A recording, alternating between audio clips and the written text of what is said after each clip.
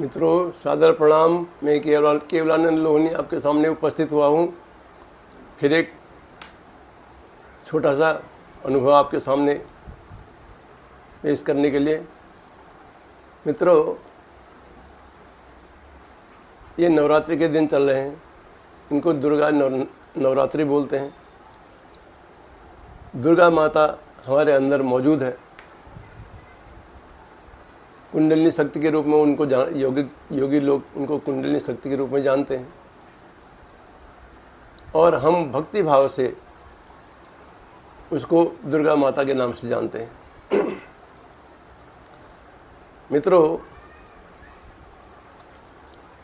ये 9 दिन हमारे 9 चक्रों से संबंधित हैं। हर चक्र माता जब मूलाधार चक्र में होती है तो उसको हम शैलपुत्री कहते हैं। वहाँ पर हम वो अपने ढंग से शक्ति और सामर्थ्य देती है, हमारे पृथ्वी तत्व को पूर्ण करती है, वो फाउंडेशन देती है, नींव मजबूत करती है हमारी। उसके बाद दूसरी जो है हमारी स्वादिष्टान चक्र की देवी है, उसे हम ब्रह्मचारिणी के नाम से जानते हैं। वहाँ माता का नाम उस स्थान पर हम उसको ब्रह्मचारिणी देवी के रूप में पूजते हैं। वहाँ पर हमारे शरीर के जल तत्व को पूर्ण करती है। आपको पता है कि जल तत्व हमारे शरीर में 75% बताया जाता है। तो जल तत्व से वो संतुलित करने के लिए वो जल की देवी है, और हमें हमारे शरीर में सब प्रकार से जल तत्व की पूर्ति करती है। अब आज चंद्र घंटा हमारी मणिपुर चक्र की देवी है, नाभि चक्र की देवी है। ये बहुत शक्तिशाली है और सबसे महत्वपूर्ण है, क्योंकि इसी देवी की कृपा से सारी देवियाँ, सारे चक्रों की देवियाँ शक्ति प्राप्त करती हैं।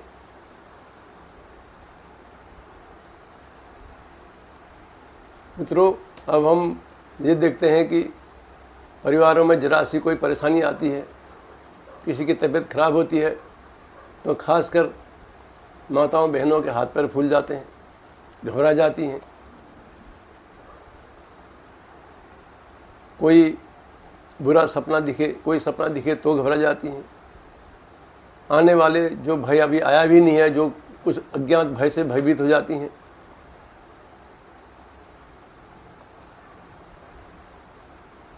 किसी कोई बीमारी का भय है, किसी को पैसा घटने का भय है, किसी को दुख दर्द का भय है। तो ये भय हमें हमेशा भयभीत किए हुए रहते हैं।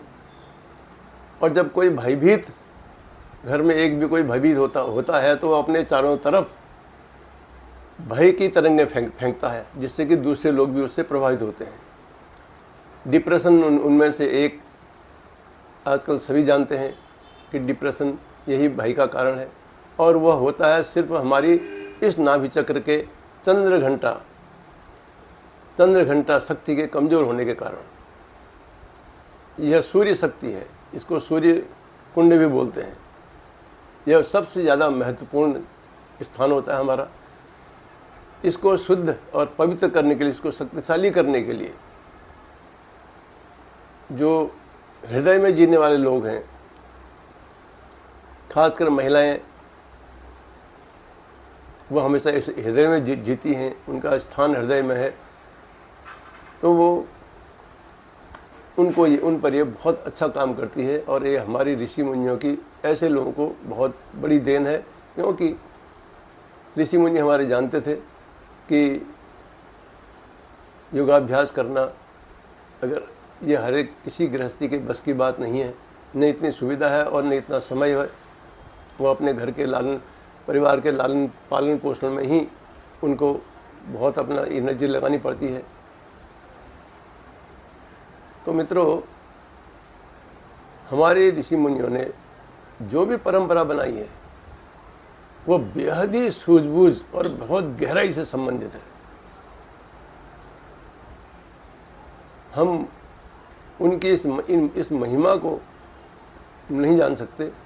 मैंने इसको जाना जब मैं साधना रत था, तब मैंने इस विषय को जाना कि ये तो सारा का सभी जितने परंपराएं हैं, ये हमारा धर्म ही उत्सव वाला है, उत्सव धर्म है, ये होश बढ़ाने वाला धर्म है।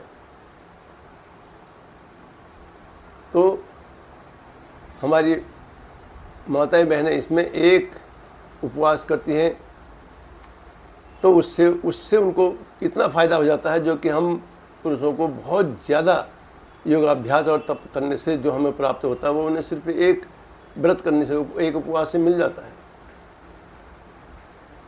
तो इसलिए ये एक बहुत सरल विधि है और महिलाओं के हर साल में 6 महीने में अपने सारे चक्र दोबारा से उनको प्यूरिफाई करने के लिए और उनको शक्तिशाली बनाने के लिए ये नवरात्र का पर्व हमको ऋषि मुनियों के द्वारा दिया हुआ है।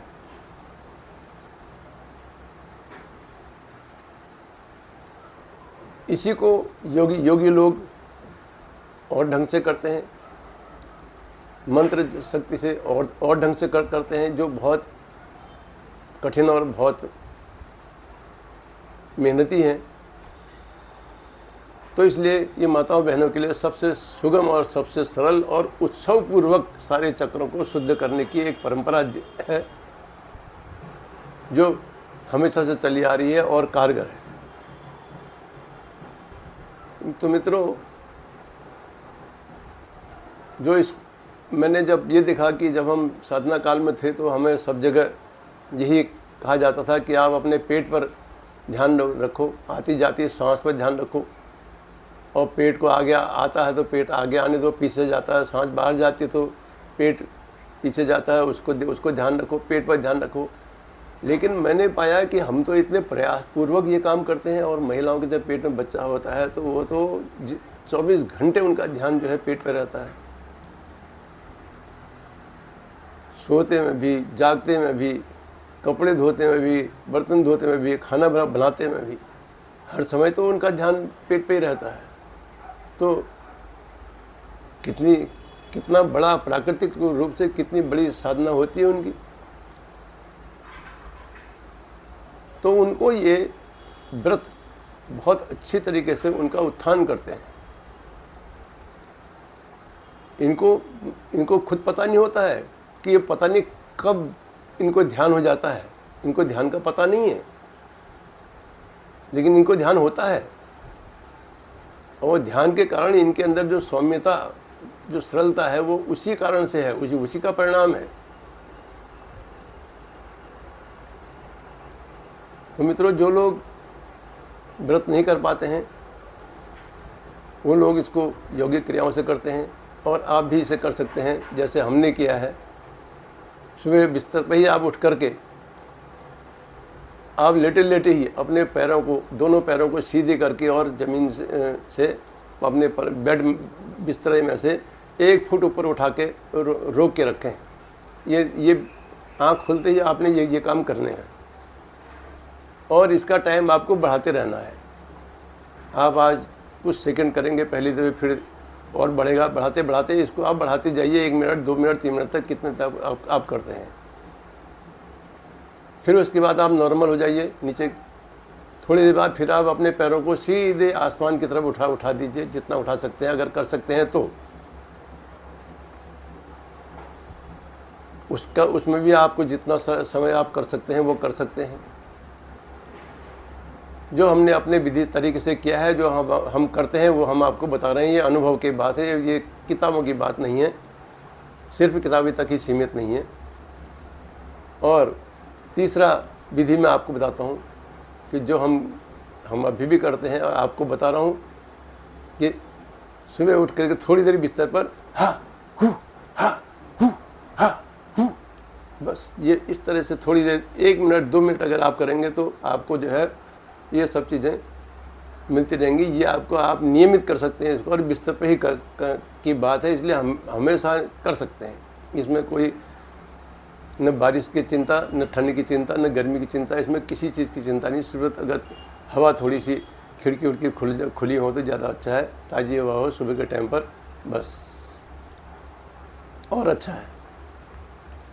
तो ये मेरा अनुभव है जो मैंने आपको बताया, और मैं खुद महसूस करता हूँ। मैं अपनी और लोगों के मुकाबले में मैं देखता हूँ अपने आप को, मेरी एज के लोग बहुत हैं हमारे ग्रुप में, मेरा 76-75 चल रहा भी है।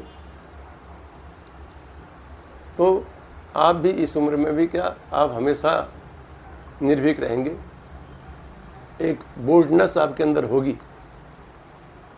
आप इसको कीजिए।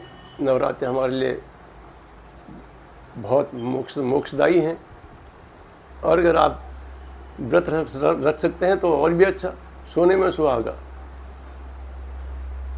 बस सिर्फ फल खा लेंगे तो फल में तो नेचुरल है, उसमें तो वो तो वैसे ही ऊर्जावान होते हैं।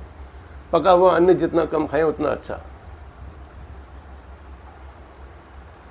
धन्यवाद आपका, आप ये सुना आपने, कोटि कोटि नमन। आप लाइक सब्सक्राइब कर रहे हैं उसके लिए भी बहुत बहुत धन्यवाद।